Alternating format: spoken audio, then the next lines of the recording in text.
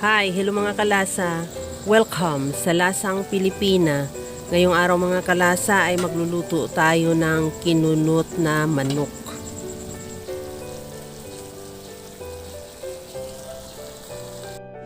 Magpakulo muna ako ng tubig, lagyan ng asin, tanglad, sibuyas at paminta.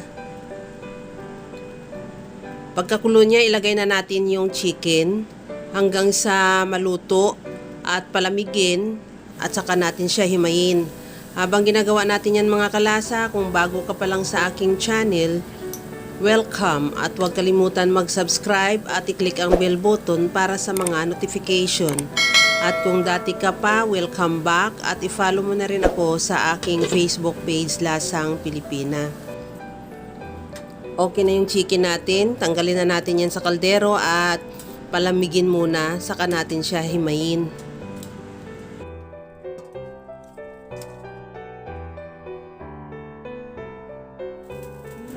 Maglagay na ako ng mantika sa kawali. Igisa ko na yung luya.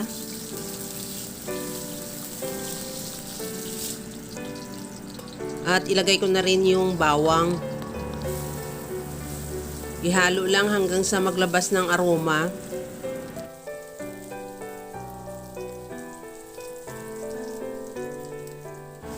Ilagay ko na rin yung sibuyas. Ihalo lang din hanggang sa mag-translucent. At ilagay ko na rin yung chicken.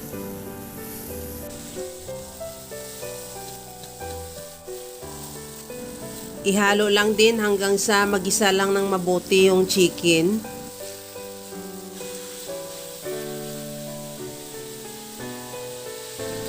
At timplahan ko na rin yan ng patis at paminta.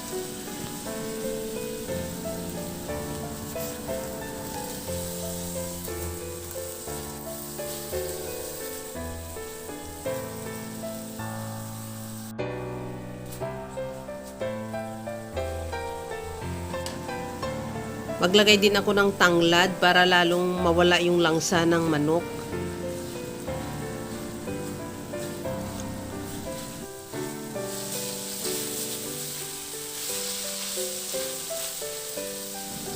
Lagyan ko na yan ng suka. At maglagay na rin din ako ng liquid seasoning.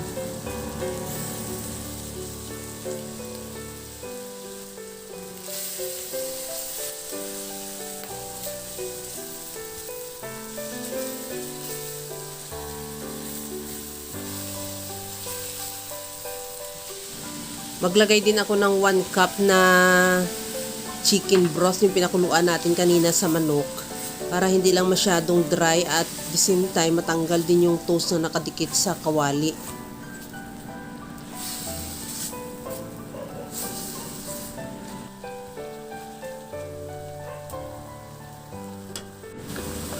At sa puntong ito, maglagay na tayo ng gata.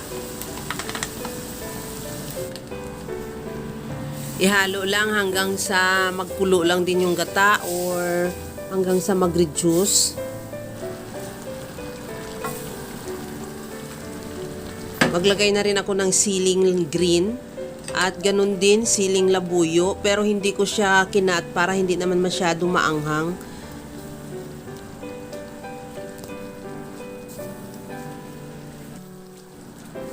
At tikman na natin kung okay na yung timpla niya. Magdagdag ako ng timpla ng patis. Pwede rin kahit anong itimpla mo, pwede rin maglagay ka ng Ajinomoto or bitchin o kaya granules.